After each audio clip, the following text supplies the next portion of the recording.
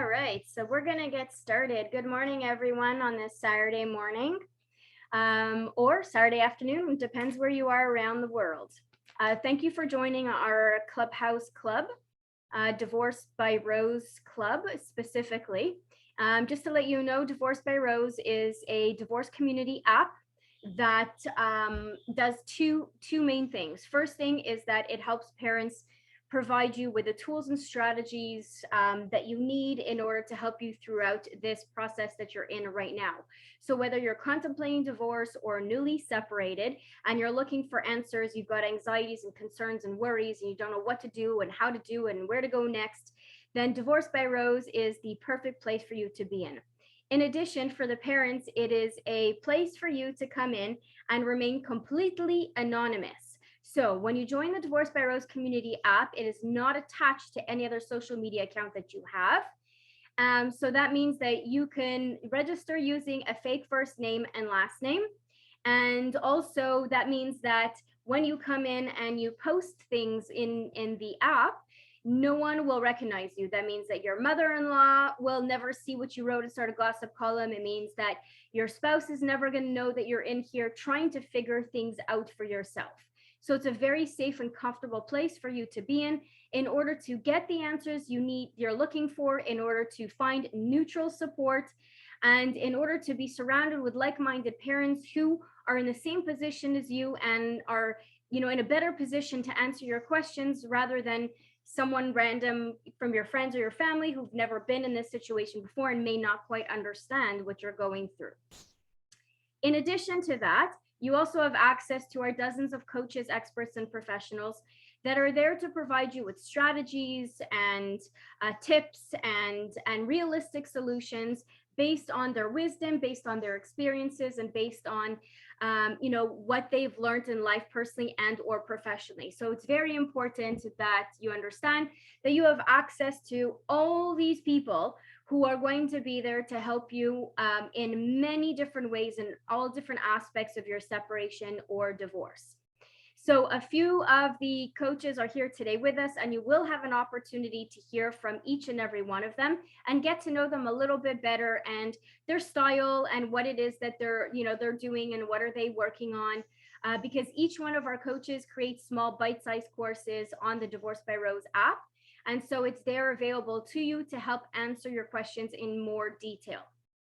So today we're going to talk about to divorce or not to divorce. How do you decide, and what do you avoid? What mistakes should you avoid?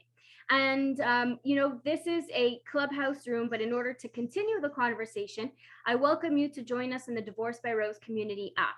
So just make sure that if you want to join us in the community, as a show of gratitude for being here with us today, we are giving a free membership to any one of you who wants to join us. And we're giving also free access to one of our courses, the 5 key strategies to avoiding a nasty divorce.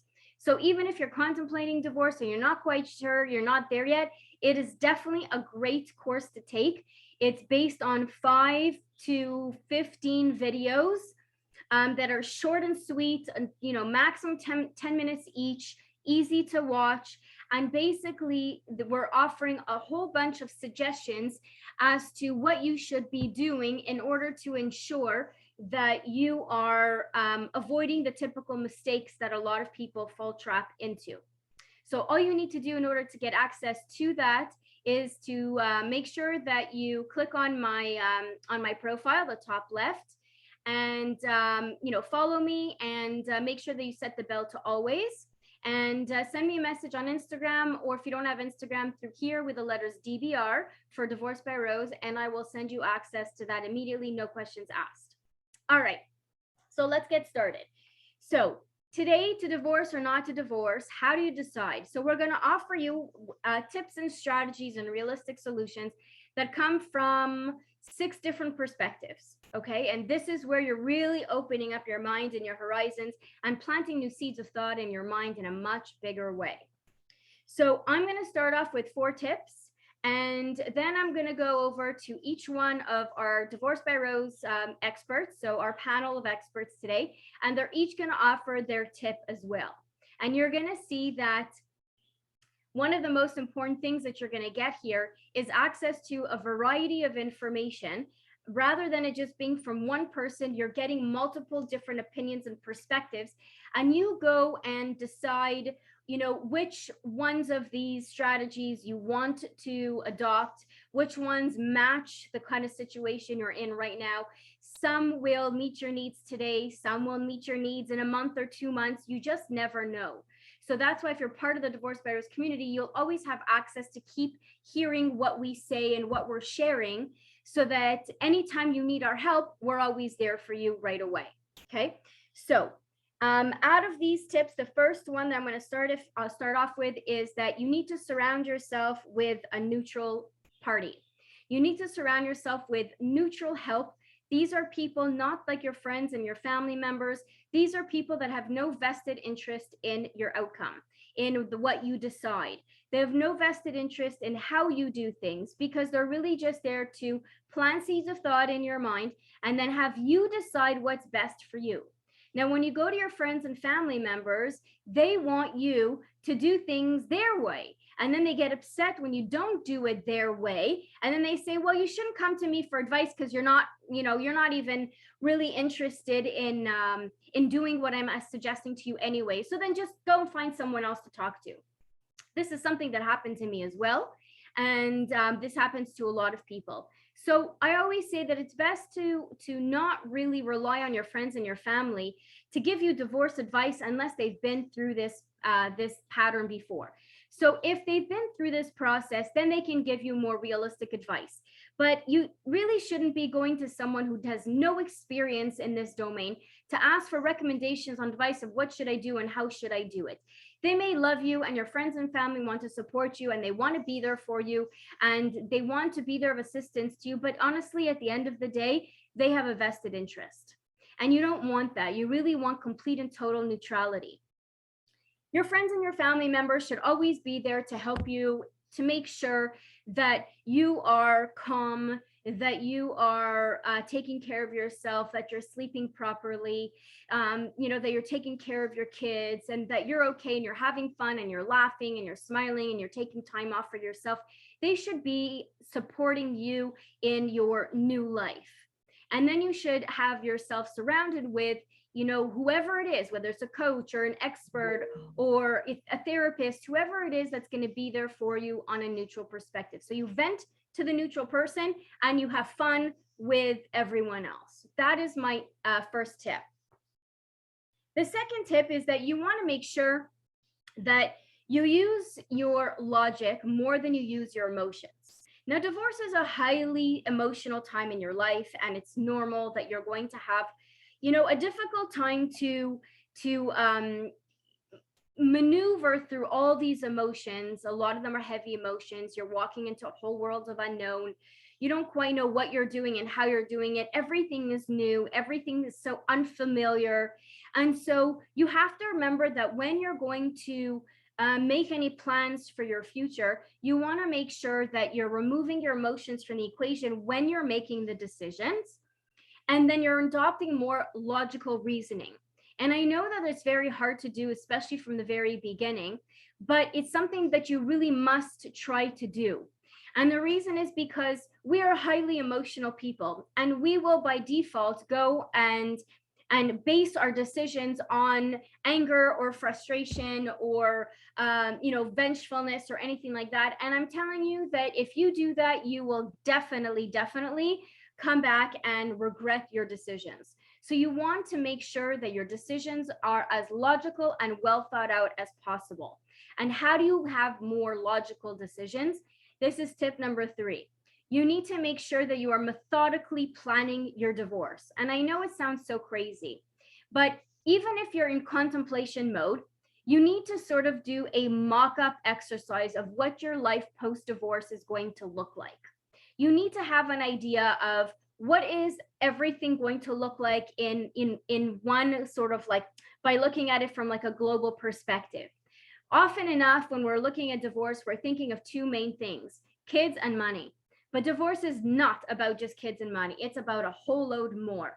And you need to make sure that you've methodically and carefully planned everything out so that you don't make irrational, quick decisions at the moment and then come back and regret it and reopen Pandora's box with the other parent because you're angry, because you're frustrated, because you feel like you made the wrong decision, because you feel like you gave in out of, or you made a mistake out of tip number 4, out of the 4 Ds. When you make a decision based out of desperation, denial, or despair, you will with 100% certainty come back and regret your decision. This is why it's extremely important that when you're making a decision, you have to make sure that it is logical, that it makes sense for you, makes sense for the kids, and makes sense for the future, and not just for today because you're angry at your spouse or you're angry at the other parent or you're trying to, screw them over in one way or another. All those games will fall apart at some point. They're not going to last for long. This is why you have to carefully think of your future to make sure that, am I making a decision out of desperation? Like, am I just saying, okay, I'll just do that just to get this person out of my hair or to solve this problem because it's causing me too much stress?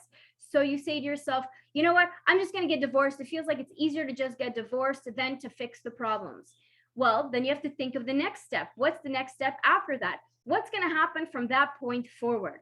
Are you going to come back and regret it? Did you not carefully plan it out and you're not financially ready for this?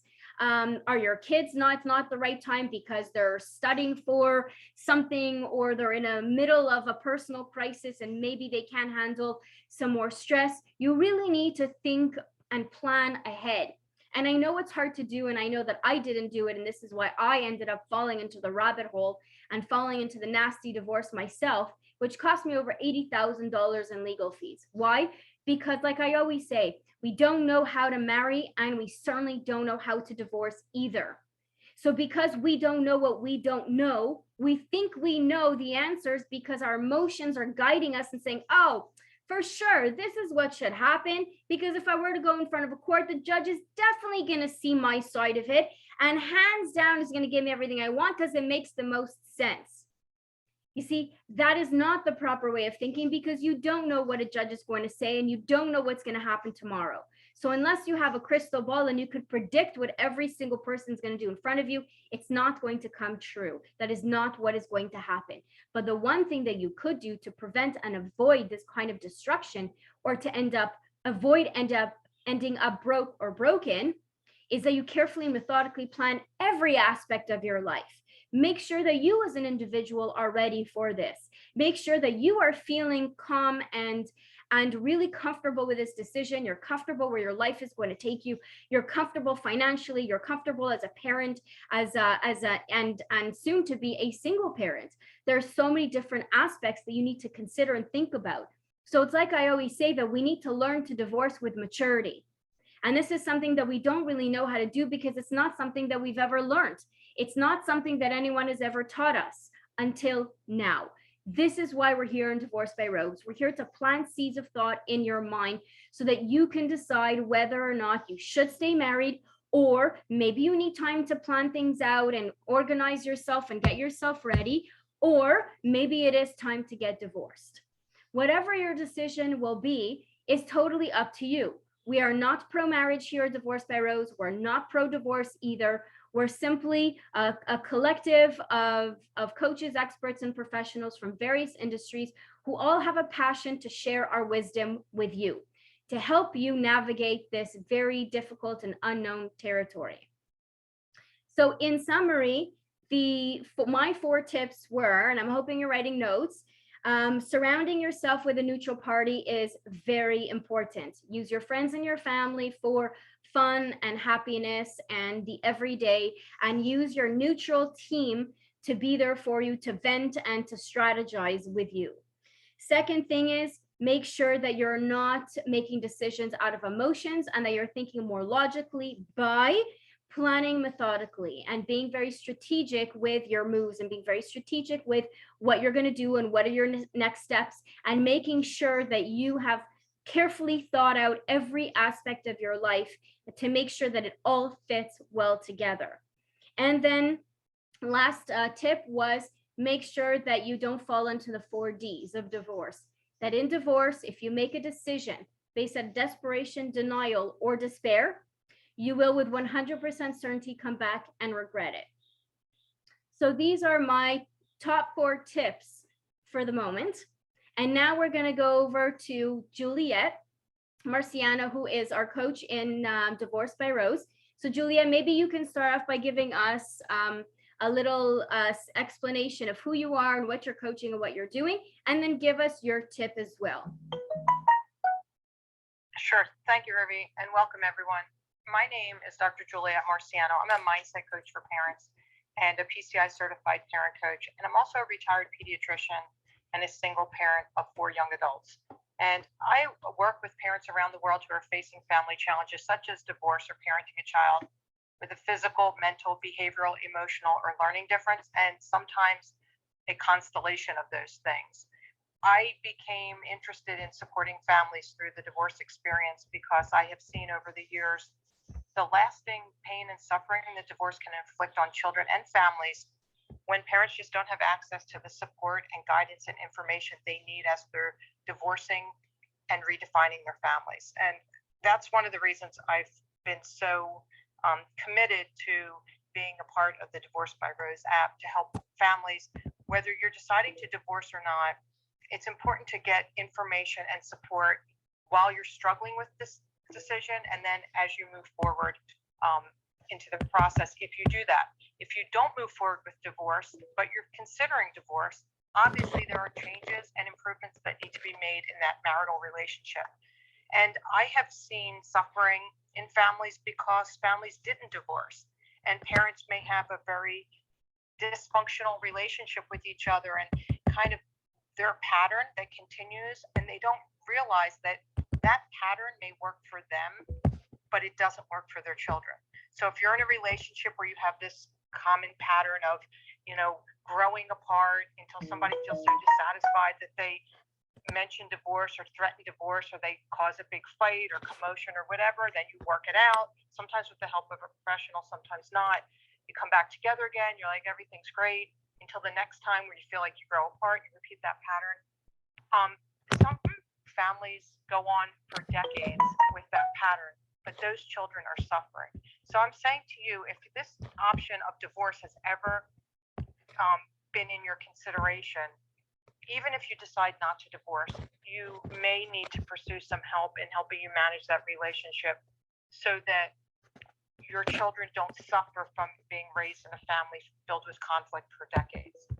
I know from my experience working with families with divorce that the divorce process can often take years, and long after you settle the legal and financial aspects that will be final, the parenting aspects continue and evolve over time. And what we find in the Divorce by Rose app, all of us professionals, we know that after divorce, most adults, if they get the proper help, they end up fine, even better off, no matter how devastating the divorce experience can be at times, because that experience allows you to redefine and rediscover who you are. But your children have a different reality. And as they deal with their own feelings and experiences, they may be suffering, and they're also suffering due to the stress and experience of their parents. So there's a few things I want to share with you to keep in mind whether you divorce or whether you stay married. And the first one is that as the leader of your family, you do have the added responsibility of guiding and supporting your children through this challenging time. But that means that you also have the power to set the stage for a more favorable outcome. And I know myself, it's hard to do your best parenting while you're divorcing, but that is actually one of the times when your children need it the most. So again, if you can get help early on while you're at this stage, even deciding whether to stay or whether to go, you can help avoid some of the circumstances that can cause pain in your family for years and sometimes generations to come. Because there are ways to minimize the trauma to your children and have them have a more positive outcome.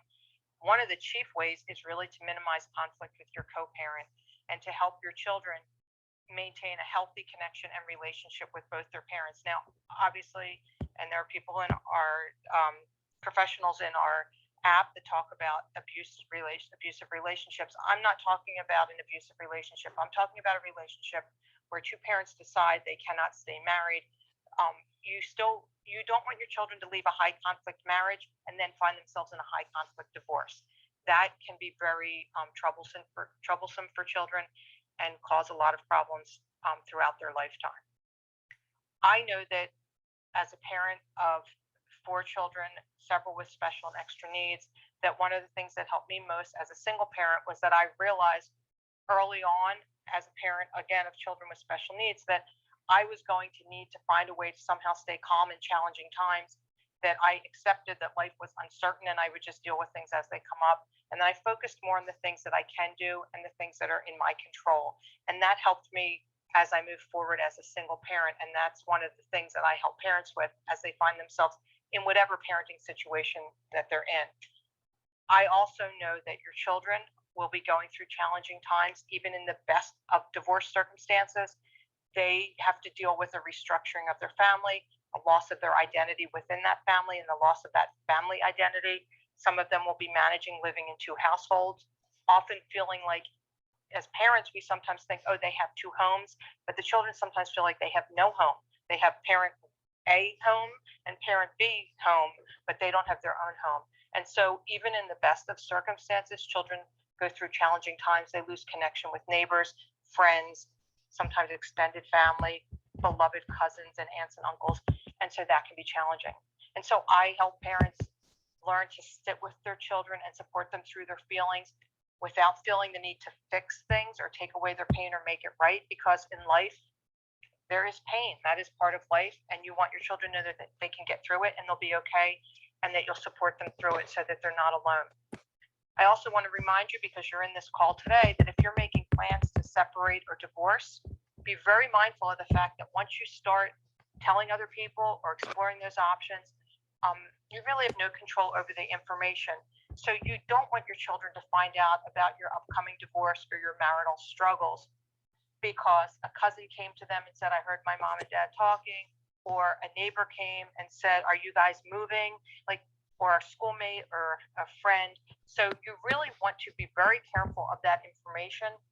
And I have found in many families, the parents might be very mindful of not talking when the kids can overhear, or not letting children be even anywhere in the vicinity when they're having those conversations, or being very private. But unfortunately, other households don't do that. And so you want to be mindful of that. It's really very jarring for a child to hear about a divorce from somebody other than their parents. And then the final thing I want to say to you is, unfortunately or not, you will say and do the wrong thing at times. You will make mistakes with your children. Sometimes you just won't be able to take the high road, or you can't always put on a brave face, or you're going to show a lot of emotion. Sometimes you're going to react and act out due to stress in ways that you won't be proud of.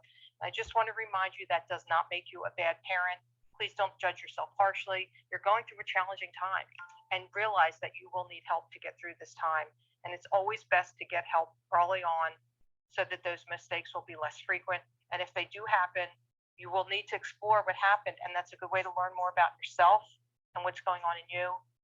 Also, own whatever responsibility you have in whatever the situation is, and apologize to your children if they were harmed in that. And then forgive yourself, and then get the help that you need so that you can navigate this challenge so that your family will suffer less. Those are just a few things I want to remind you of today. Again, whether you decide to stay or whether you decide to divorce, if you're here in this call, there is something that needs to be worked on in your relationship with your co-parent. And I encourage you to get the help that you need to work on that.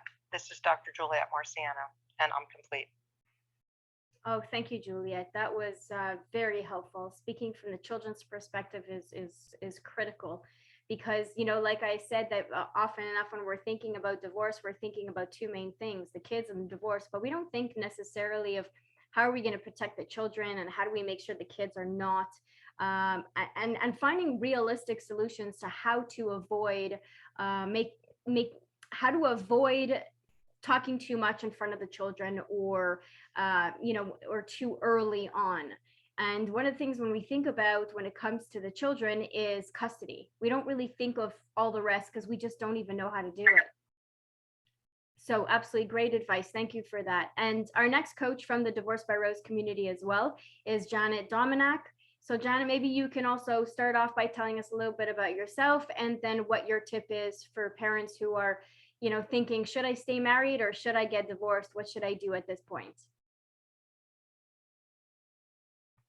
Thank you, Ravi. This is Janet, and I am a certified divorce coach and an expressive art therapist. I work with people that are in the midst of separating or divorce, and I have 6 tips for you about when you're contemplating divorce. And at the time when I was going through my divorce, I had a lot of trouble trying to figure out if I should divorce or if I shouldn't. It was really difficult for me. I asked everybody and talked to everybody, which probably wasn't the best thing. I think the one person that I did that I remember asking at the time was my lawyer, and he told me I should talk to my ex. Well, at the time we were not talking, and I was kind of shocked that he even suggested that. But I kind of walked away. It kind of jolted me and woke me up that maybe I should think about it myself and find people that can help me. So I did a lot of soul searching. I talked to counselors. I did a lot of walking. That was my thing, was walking and just thinking about it by myself, having myself. But it's extremely isolating and lonely. And I think it was hurtful for my child, because I was in this kind of a walking zombie like state, trying to figure out what I should do with myself and how I should do it. So I wasn't actually present for her, which I think hurt her during that time. So after my extremely expensive and long divorce, which probably, if I had the support at the divorce coaches, I think it would have been much quicker and less expensive and less detrimental to the whole family, to my daughter, to my ex, and to myself. And I discovered coaching, divorce coaching. And when I talked to the person that was the director of coaching, I was like, this is what I needed as somebody trying to figure out if I should divorce or if I shouldn't. I wish I knew about it sooner. I think I would have been in a different place at the time that I really needed somebody that knew and would be able to listen and understand what I was going through. So while taking the course, we have 6 mistakes that people are going through contemplating on the divorce and also the process of divorcing. The one is to forget who the decision makers are. During my divorce and my contemplation of trying to figure out if I should divorce, I asked the wrong people. I didn't ask myself. I asked my lawyer. I asked the person next door to me. I asked strangers on the bus and strangers, my daughter's my daughter's friends' parents. And I wasn't asking the right people, and I should have been asking myself. I should have been working with people that knew what it's like to divorce, not just random people. And the other mistake is my way or the highway, and that is referring to it's my decision, and this is how it's going to be, and not being very flexible. Just, I want this, this, this, and this, and I don't really care what you think or what you believe is true.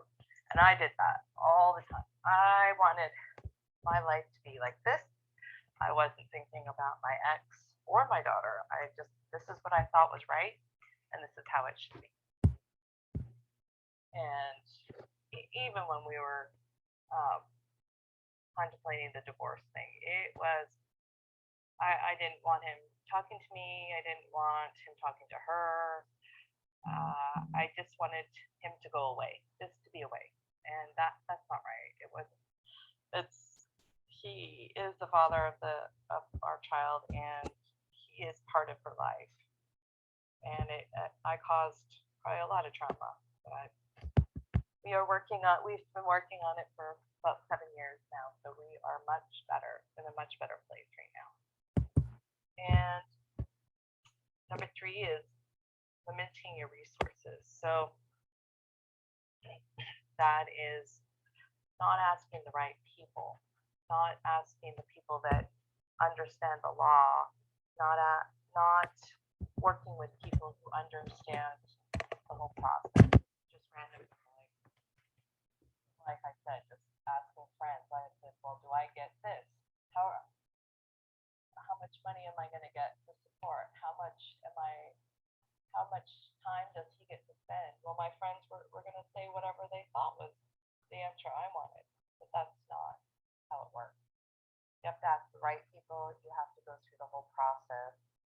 It's a cooperation of 2 parties, and it's not my decision, and it's not the decision of my family. It's not the decision of my friends. It all has its own place. We have to ask the right people. And then another mistake I had near the end was throwing in the towel. I was like, this is it. Forget it. I am done. I just want to divorce him. I don't care what I get. I don't care what happens. I am done with it. Thinking about going through divorce and going through the divorce, it's a long process. It took several years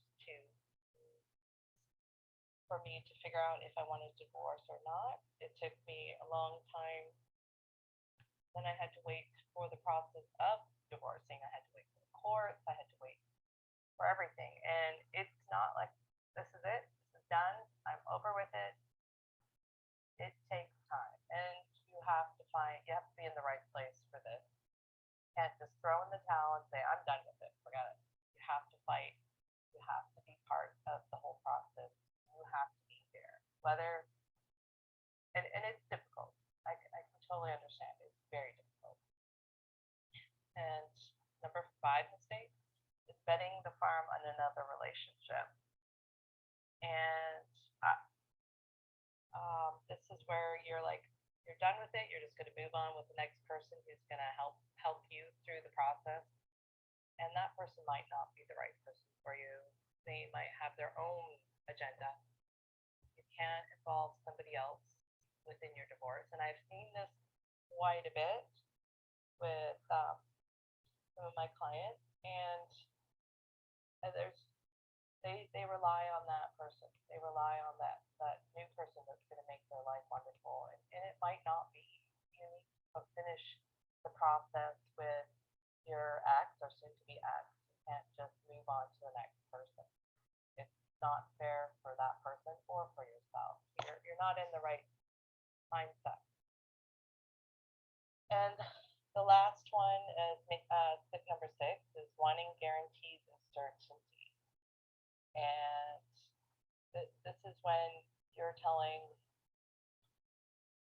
your ex, this is how I want it to be. I want this guaranteed. I'm going to get this much. I want my kid for this many times. You want that guarantee and certainty, and it's not going to happen. I thought the judge was going to listen to me and understand me and take my side, and I wanted that guarantee and certainty, but it's not going to happen. They are there to hear the legal side, the business side of divorce. They're not there for the emotion, and they really don't understand the emotion. That's not what they're there for, and neither are the lawyers. I mean, yes, they see the emotional side, but that's not what they're there for. That's not their job, to be your emotional crutch. So I hope I helped a little bit, understanding a little bit about my process of of my divorce and separation, and also I hope I gave a little bit of understanding of what some of the 6 major mistakes are out there when you're thinking about divorce and going to the divorce process. I'm Janet, and thank you for being here with me. Thank you, Janet. That is very, very helpful. The 6 major mistakes coming from a divorce coach. It's funny you should say that, Janet, that you thought you knew what the judge would say and you thought you could predict it. And it's really not like that. A lot of people think that when they're making the decision or newly separated or, whatever stage of their divorce they're at, they think they could predict the outcome.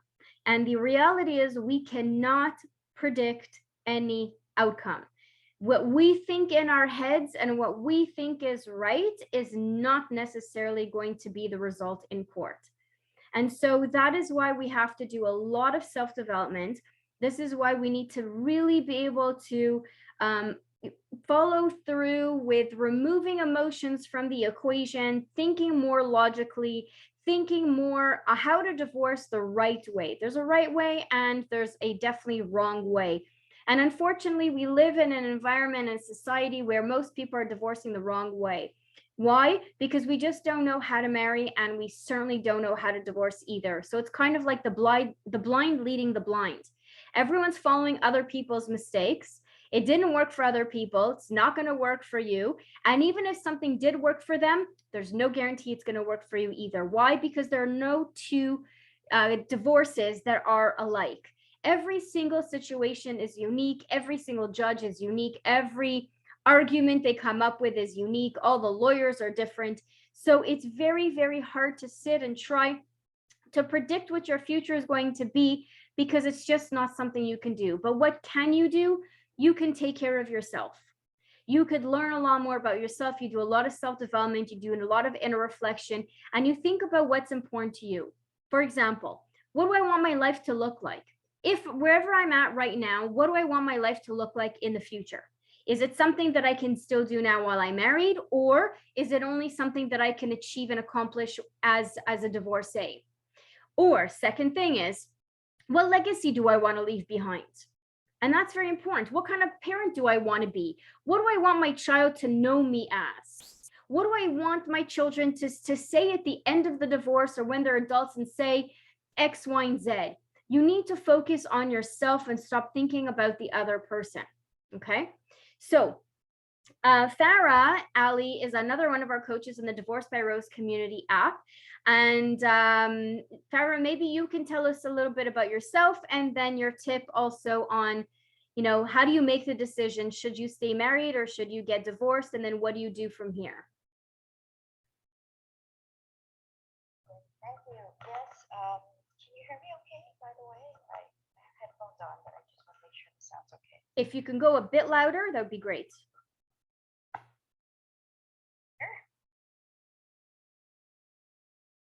Is that better? Oh, yes, much better. Okay, yeah, so it was the headphones. Okay. So let me just introduce myself. My name is Farah Ali, and I am a certified relationship coach. And this topic is particularly interesting to me because I lead people through a several-week process that looks at this very question. And I think that there's been such amazing advice and different perspectives presented, and I'm just going to add to it. So the kind of work I do is I use a technique that calms you down while you look at stressful emotional states that you're having. Because ultimately, everything that we're doing that we are regretting later, there's an emotional state that's triggering us so that we can't act rationally. And so it overrides our ability to look at where we really want to be and the kind of legacy we want to show up with. So the process I use is extremely good at that. And it lets you do it where you have enough calmness that you can look at it and work through it and get to the other side of whatever reaction you're having.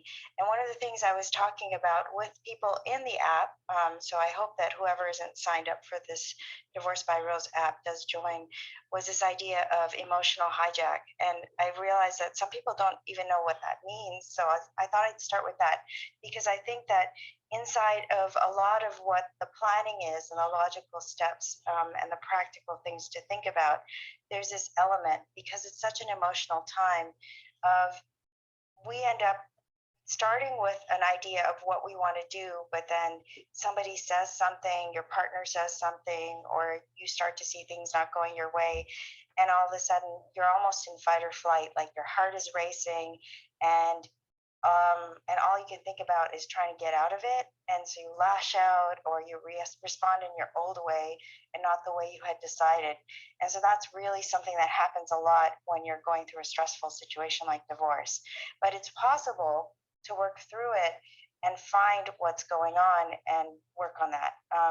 So that's, I think, an important thing to realize is that if that's an issue for you, if there's emotional hijack, there are ways to get better at it, to calm yourself down and look at what the roots are between what you want to do and the reaction that you're actually having, and start to understand that. And once you understand that better, it's possible to decouple and then use strategies, like very practical strategies, like some of the examples that were given.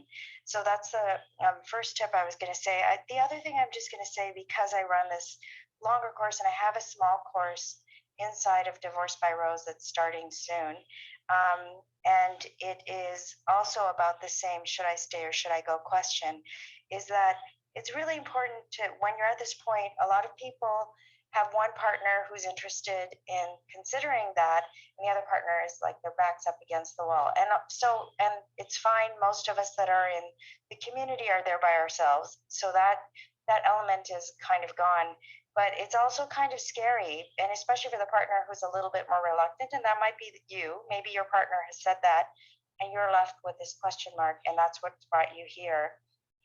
But just to know that if you do the processing of examining whether you need to stay or whether you need to go, and you do it in the right way, and you look at the reactions you're having and remove them from the equation, you use work that lets you not react and not get emotionally hijacked, so you can look at things a little bit more realistically at what's really at play, and start correcting the things you can, or deciding that, okay, these are incompatibilities that don't really work.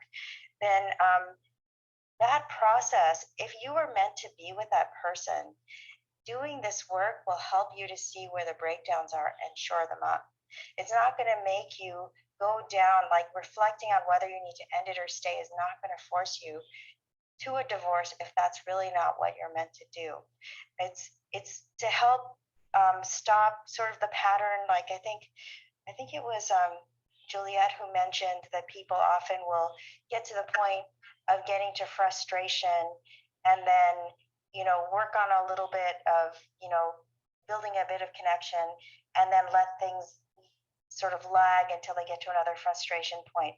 So that kind of thing can stop with this kind of examination.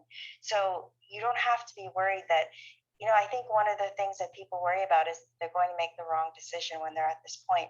And you don't have to worry about that, because if you do the processing, what you're doing is stopping the emotions from helping you to see what's best for you and what's best for your kids and what's best for everybody. So it's possible to make a better and more informed decision that's more aligned with you when you can move out of the reaction state. And so inside of the moment of reaction, sort of a point of time where you're thinking, well, should I separate? Should I stay? Should I leave? And there's a lot of like bouncing back and forth between those things. There's actually a lot of layers into it. And that's one of the things I teach in the courses that I offer. But if you look back at the negative experiences in your relationship, then you'll see that those moments, those experiences kind of created a manifestation of how you see the relationship, cognitive manifestation, like they're not a thoughtful person or whatever. And that becomes the vibration. And sometimes it's just about looking inside those negative experiences and working through them and correcting course. But those, a lot of times, the way we view our negative relationship experiences, these moments of disconnection, comes from having beliefs that we developed in childhood and that we carry and that we project into our relationships. So there's a lot of layers that are going on inside of it, and you can look at each one and work on that. But my tip, if you're at this point of thinking about and contemplating stay or go, is that you start with what's overwhelming you right now and all your reactions that are happening in the moment. Those are doorways to anything that's in the past, but really you can't deal with things that happened in the past very well until you start calming yourself down in the moment. And so that would be my biggest advice to you, is to really like look at that. And when I listened to what Janet was saying, what Ravi was saying, what Juliet was saying, I'm like, wow, there's an emotional component to all of these, where to do that, sometimes we just need to be able to remove ourselves from our reactions and not have that running the show for us, that not have that emotional hijack running the show, but that we can actually use all of our faculties instead. So I think I'll stop here. This is Farah. I'm done speaking. Thank you. Thank you, Farah. That was very, very helpful. Looking at your emotional state is one of my 4 tips, and definitely something that a lot of us need to learn how to do is, how do we realize that we're being too emotional about something? How do we realize when an emotion is actually hijacking us? You know, how do we pay attention to this? This is not something we would probably look at unless we're in a major life transition of some sort, such as separation or divorce. So thank you for your great wisdom and tips. Sandra Volks is our next, is up next. She's another one of our coaches in Divorce by Rose community app.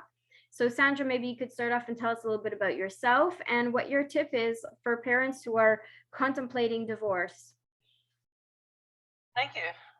I'm Sandra, the coach Sandra. I'm a compassionate queen of straight talk. And so my approach with all of this emotional business is really getting through to reality. I went through my own divorce, and that would be about 26, 27 years ago. It took 3 years of pain, and then probably another 3 years before I quit the crying. I found the crying, which is really why I think that's the resisting part. I just can't face the pain. So therefore, I'm just going to bottle it up. Well, if I look at the bottling up that occurred way back when, it would have been building up probably over about 10 years. I often think, a 25-year marriage probably should have ended 10 years earlier. But it took me a long time to realize what was happening, and kept trying to fix things, and went into a new career, and then eventually went workaholic just to run away because I wasn't happy. So I have to look at, it just didn't happen overnight. I don't believe it happens overnight for anybody. When we get married, we just see, oh, this is going to be forever and ever and ever. Well, with my society and my age group, and don't know what it's like today for everybody, but in mine, it was, you make your bed, you lie in it, you say marriage is forever. Divorce was not even in my vocabulary. And so I truly tried everything, but that was my challenge. I tried everything to fix everything instead of myself. And so my partner as well wasn't about to have anything to do. You're right, you are sick, you do need help. So we were having quite a challenge. We did get to one. I said, well, you wouldn't even go to a marriage counseling, well, sure I would. And he knew I wouldn't go and book it. Well, I did, I went and booked it. And off we went to a weekend, and it was lovely for couples. And when we got back, I said, that was really good. I think we learned so much. Yes, and I'll never do it again. So, I mean, there's just so much challenge between personalities. But when did it really start? How will we know? The deeper I'm studying into my own self, the more I think that even our relationships are built in during our childhood. And if we don't examine ourselves, we're never going to know. So that business of we don't know how to marry and we don't know how to divorce either is absolutely true. So when would I like to have had some deeper discussion would have been when you're getting married. If the officiant is being clever, they would set you up to get yourself through a course on marriage and also on the divorce and separation. I've been in the financial business for decades, and a business, unless it's not doing it right, but a business will set up the separation and the divorce. If they go in between partners, It's set up when you go in. And I know that sounds counterintuitive, but to really, when you're getting married, to be able to also say, well, what would we do in the event that we agreed to disagree and go our own ways? And that's really what the prenup is for second marriages as well.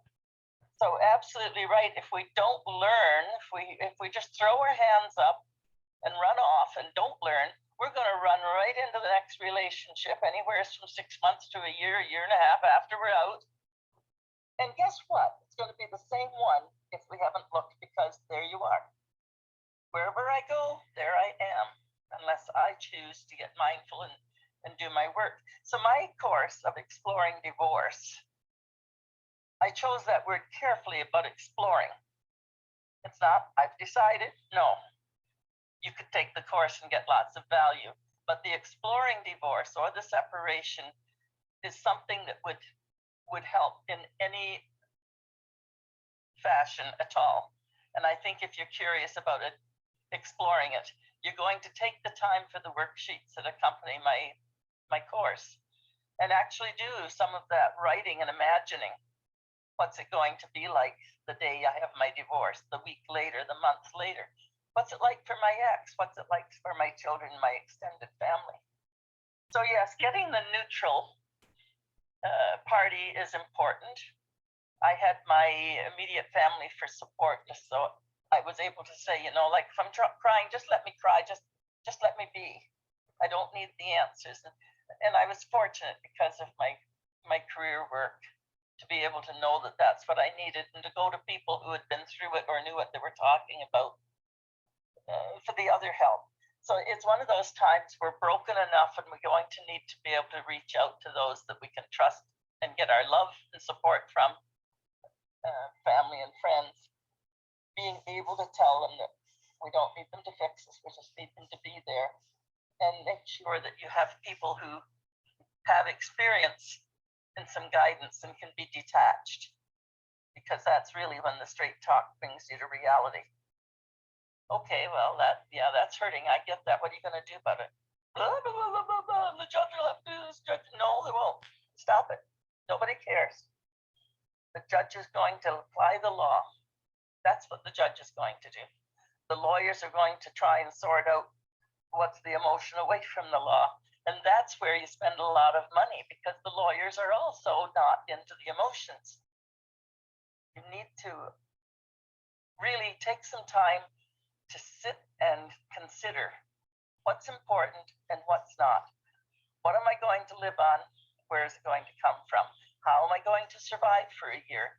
How am I going to manage children? You know, are they going to live in one house and the parents move in and out? That's been an arranged, you know, like I found that I waited until my children were finishing college and getting into university. And it was them that had said, like, Mom, what are you doing here? But even though I waited till they were 18 and 20,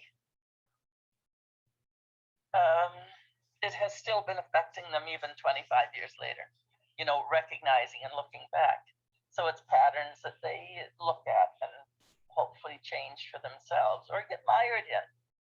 So life is just a beautiful, beautiful web. It's not the end of the world. Not pleasant to go through, but when you're broken, if you decide to stay down, yeah, you don't want to do that.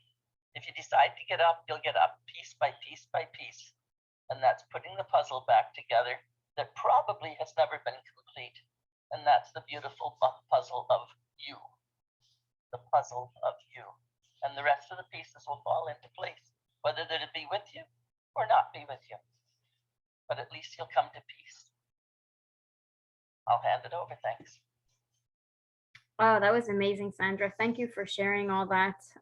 Like you said, divorce doesn't happen overnight. It takes time to think it through, to methodically plan it out. It's not something that the decisions don't necessarily come to you so quick and easily, even though we want them to, and even though we want everything to be done and over with, it takes time, right? And you said one magic sentence, you know, I tried to fix everything else except for fix myself. And that is exactly what we're doing here in Divorce by Rose, is making you guys understand through various examples, through various, experts and coaches' personal stories as well, how at the end of the day, there's a lot of commonalities between our divorces. There's a lot of commonalities between and common patterns between our stories and things like that. But one major common thing that every single person is going to tell you is that they finally discovered themselves. And as we're in marriage, we don't even realize we're living in this go world. We're moving very fast. We're raising our children. We're working. We're building careers and building a house and doing this and doing that. We don't have time to think about ourselves. And then all of a sudden, when you start thinking about divorce, or when you're in divorce process itself, you start to say, whoa, who am I? How did I get here? I lost a part of myself. How did I do that? And then you start analyzing and looking and digging deeper into, who am I? What do I want to do in my life? And you lost a part of yourself. You lost a part of your identity. And it makes sense. And sometimes we think that we should get divorced because we feel like we lost ourselves. And it's really not about the marriage. It's about the fact that we don't even know who we are anymore. So there's many different angles and many different things that we have to think about. So the only difference is that if you're contemplating divorce and you're at the stage where you haven't mentioned anything to the other parent yet, I would highly recommend that you start digging inside yourself first. And this is something that you can find in the Divorce by Rose community app. There's plenty of courses and tons of help there to help you dig inside yourself to say, hold on a second. Before I make this drastic decision, before I make the decision to leave everything I have and start new, let me look within myself and make sure that I'm at the right place, that I'm, showing up in the right way, that I've made the right decision, and that I know who I am and why I'm doing this. The fundamental why you're getting divorced is very important. Now, when the divorce is sort of being imposed on you by the other parent, one of the first and key things you need to do is self-development. Why? Because you're going to walk into a world of craziness. And as you walk into this unknown world, which is so crazy and so fearful and so filled with anxieties and worries and concerns and keeps you up at night and affects your health in many different ways, you need to be solid with yourself, because when you know who you are, when you know how you're going to react or respond, when you know how you're going to show up in this divorce, when you know what you're trying to build for yourself, what are you trying to create for yourself, you will always have your eye on the end goal. And that means that when you have your eye on the end goal, it means that you're always going to be focusing on making sure that every single one of your moves and every single one of your decisions is always going to have that goal in mind. So what does that mean? You're not going to be paying attention and putting as much effort and emphasis on the dramas and the looping sagas and the stupidities that are being imposed on you. That's what will make you or break you. That's a huge difference in whether your divorce is going to end off on a good note or on a bad note. So you working on yourself and really digging deeper into, okay, who am I? How did I get here? And who do I want to be? Is your fundamental. It is your base, it's your starting point. It's your foundation. So I hope that was helpful to you. And next we have Donna James, who's another one of our coaches on Divorce by Rose. And Donna, maybe you can introduce yourself, tell us a little bit about yourself and what your tip is for parents who are contemplating divorce. Go ahead. Hi, thanks, Ravit. So my name is Donna James, and I'm a certified coach, and my focus is on helping people in toxic relationships and unhealthy and abusive relationships. And this was something that was very personal to me because my first marriage was very abusive, and I had to eventually leave that marriage and try and move forward. And that process is what helped me realize that there was a huge gap in getting help when you are in an abusive or an unhealthy situation. That, therapist was great. They helped me with many things, but they weren't able to help me when it came to how to actually cope with some of the issues that I was facing with an abuser and with the manipulation, because they had never been through it. And it's one of those things that until you've been through domestic abuse, you will never truly understand the mindset and the confusion and the process that it takes you through. So that kind of gave me the information to help others. Now, when I was dating my husband at the time, we dated for a couple of years, and there was no sign really of abuse behavior. His family was wonderful. And so it wasn't until after we got married that the manipulation began and the control, and it gradually turned into abuse. And so for my situation, my turning point, my moment of clarity came when he threw our oldest son, who was 5 years old at the time, he threw him across the room because he spilled his milk during dinner time. And that was when I realized that, my focus of trying to keep my children safe and protected from any abuse was spilling over now into them. And so that was when I realized I needed to leave. Now, unfortunately, my attempts didn't go over well because he somehow knew, and I knew that he was having me followed. I knew that he was monitoring everything, but he ran to, on one particular time, he ran to our daycare, grabbed our sons before I could get there, and brought them home. And unbeknownst to me, he was telling them that their mommy didn't love them anymore, and that I was leaving, and that they had to rely on their daddy now because he was the only one who loved them. So when I came home to, try and get them, my plan was to leave. And they were a mess. They were an emotional mess. And I had to, console them and take care of them first. And then I, spoke to my ex. And at that point, I really didn't know if I was going to divorce. I was still hopeful that maybe we could, get him help and, that he would get better. But after speaking with him and that, he refused to. He said that he didn't have the problem, that I was the problem. And so at that point, I really realized that I needed to plan this carefully. And so, it was a situation where I had to do it fairly quickly because things were escalating at that point. So, my emotions were all over the place. And what I found was really helpful for me because I didn't want to cry in front of my children. I refused to cry in front of my abuser. And so when I was on my way to work in the morning or on my way home or was going to get groceries, that was when I would do my crying, and I would just let my emotions out and, kind of free myself from them for that time being. But it amazed me the clarity that I would get, on looking at things in a clearer way, that I was able to, instead of thinking on my emotions, that I started thinking logically. And so then that's when I really realized that I needed to start working on that. I really needed to start focusing on getting myself more confident. And, I started working on self-development in that process in the background as I continued to pretend that everything was fine with my abuser because I knew I had to plan.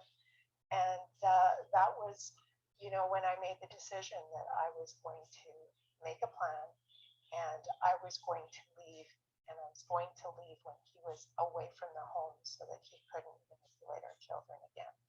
And so it was something that, unfortunately, I didn't have the time to think through the entire process completely because of the, urgency in needing to get my children and myself out because, as I mentioned, things were escalating. He was, the abuse had become physical, and I just knew that I needed to get out. And so I remember I didn't tell anyone until the morning that he left. I had an appointment with a lawyer. I had an appointment with my therapist, with my bank, and with my in-laws. And I wanted to let my in-laws know what was happening because I didn't want them to hear his negative narrative. I wanted them to know the reason why, but I also wanted to assure them that they were going to be able to see their grandchildren, that I was not taking them away from that. And they they understood and they were actually very helpful. I told my parents, what I was doing, and they were very helpful as well. And so I went to the bank and got the information that I needed. That was when I realized that he had been taking everything out of our joint account and putting it somewhere else. They didn't know where. And so I knew I was going to have to do this on my own financially. It was financial abuse for many years, so I didn't have any money. I was thinking naively that, well, it was a joint account that we had, and although he threatened to hurt me or kill me if I would have touched the money, I, naively figured that I could just go into the bank and withdraw the money, that it would be there, and it wasn't. So I then had to change my plans a little bit based on that. And I remember when I picked my children up, and that was one of the first things that I was thinking of is, how am I going to tell my children? And I didn't want to play the games that he did. And I just decided that they're going to take how I respond or how I tell them. One, it's going to be a life-changing moment for them. It's going to be something that they always remember. And it's, if I approach it the wrong way, it could affect them for the rest of their lives. And I knew that they would mirror how I was. So what I did is I just sat them down in a very positive way and just said to them that, I know that you boys are scared of your dad. And, I think that it's time that we, get away from that and we start to be able to be more free and, do the things that you boys wanted me to do and that your dad wouldn't let me do. So, let's try this. And I got them excited by telling them that they could, create a bedroom that they wanted, because they were never allowed to, do anything and personalize their bedrooms or do the sports they wanted to do or anything like that. And so that got them really excited. And even to this day, they're now, grown men. And they said that the way you told us made us feel that, one, we were heard, that you knew that how we felt, but also you never ever made us feel like dad was the enemy. And even though they figured out what he was like, I never spoke badly about him.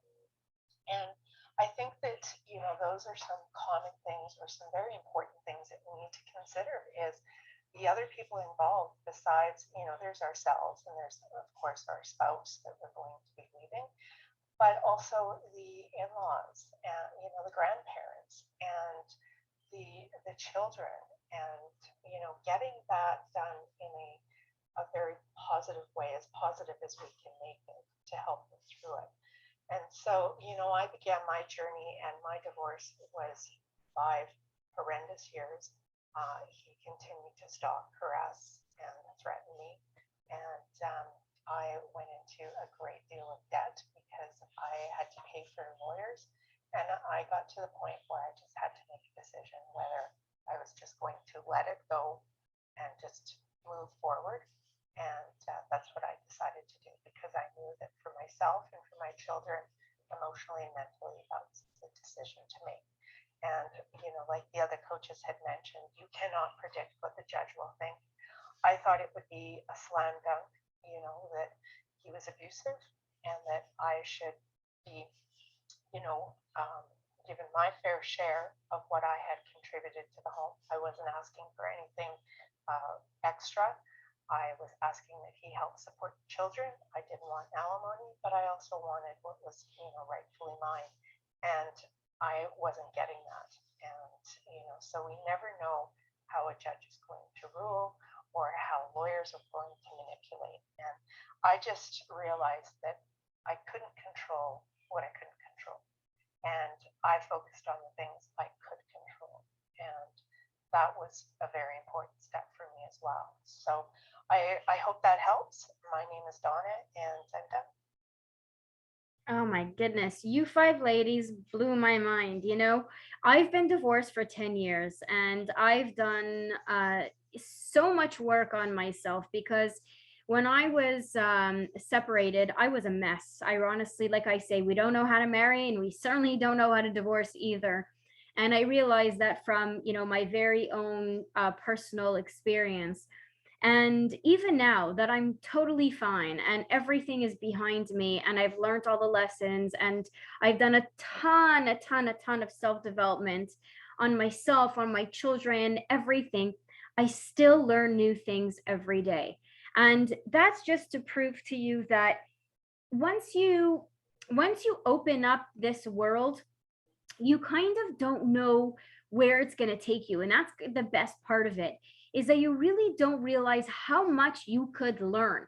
How much can you grow, evolve, transform? What can you become?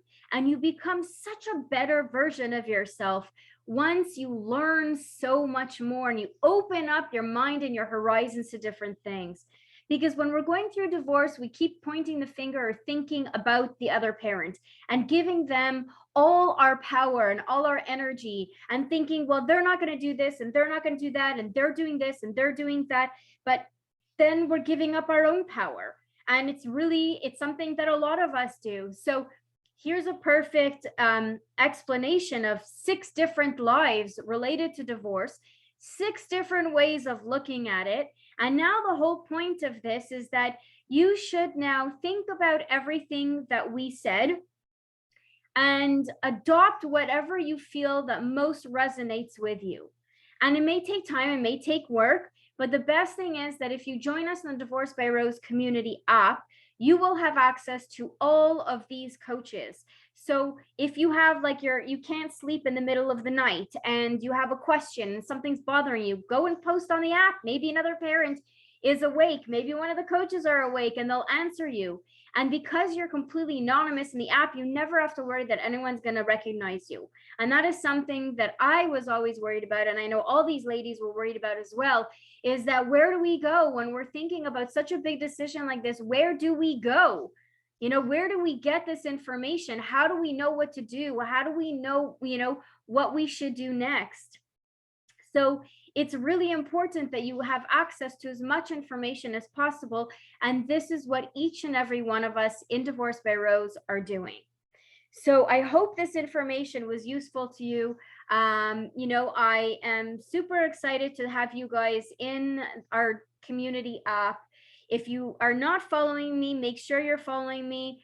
Click on my top left picture. Make sure that you click on follow and then click on the bell, set it to always, so that anytime we open up a room, you're always going to receive a notification when we open up a new room. So normally we're meeting Monday to Thursdays, 12 p.m. Eastern time. It's usually for about half an hour or so, like a quick lunch break kind of thing. And then what we're also doing is meeting on the weekends, and we're opening up rooms at night. So it's really important that you're part of the club and so that you could receive notification on that. In just a few moments, we're going to open up to any questions that anyone in our audience may have. If you don't feel comfortable to share publicly, what you can always do is click on the little paper airplane sign on the bottom right of your screen. Send me a message through there and I could read it out loud without identifying you. If not, what you can do is join us in the Divorce by Rose community. And then once you're in there, because you're anonymous, you can, compose like a whole text message or like a whole post and ask your question and offer as much detail as possible so that anyone who's reading it will have access to, to answer in their own experiences. And now you're going to get advice and recommendations that are totally neutral. We have no vested interest in what you decide to do, whether you decide to stay married or you decide to get divorced, or what do you want to do and how do you want to do it. For us, at the end of the day, it's really that as long as we're planting seeds of thought in your mind in many different areas, we're happy. We've done our job. That is what we want to do. We want you to look at divorce from a whole different perspective.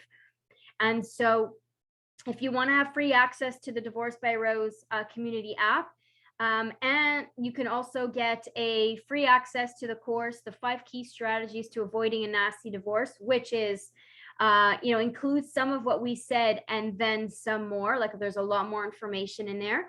Everything in there is in short video format, super easy to watch. It's not more than 10 minutes, so you can totally squeeze it into your day to watch some videos, especially when you're in the moment of stress and chaos and trying to figure things out. So basically, to join the app, you just make sure that you send me a message, DBR, for Divorced by Rose, and I will provide you access to both of those, no questions asked. So thank you, ladies, for everything that you've shared with us and for all your golden nuggets and all the great tips and all the stories. They're definitely learning experiences for all of us. So super appreciate you being here. And so now we're going to open up the floor to all of you guys for any questions you may have. So let's go ahead to Sri.